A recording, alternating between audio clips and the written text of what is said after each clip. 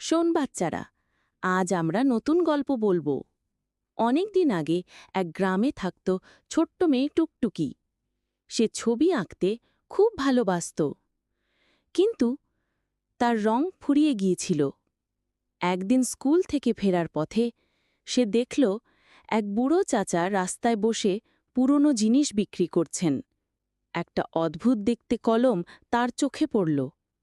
টুকটুকি জিজ্ঞেস করল, চাচার, এই কলম কি রঙিন? চাচা হেসে বললেন, এটা জাদুর কলম, যা আঁকবে তাই সত্যি হয়ে যাবে। টুকটুকি কলমটা কিনে বাড়ি গেল। প্রথমে সে একটা ছোট ফুল আঁকল।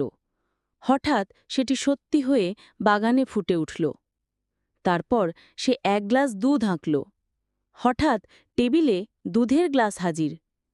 কিন্তু সে বুঝল, জাদুর কলম দিয়ে মজা করাই শুধু নয়, ভালো কাজও করা যায়।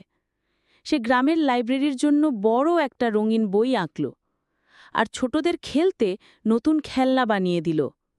গ্রামের সবাই খুশি হয়ে বলল, টুকটুকি, তুমি তো আমাদের সবার প্রিয় শিল্পী। সেদিন থেকে টুকটুকি জাদুর কলম দিয়ে শুধু আনন্দ আর ভালোবাসার ছবি আঁকতে লাগল। নীতিকথা: প্রতিভা আর ক্ষমতা তখনই সুন্দর যখন তা দিয়ে সবার উপকার হয়।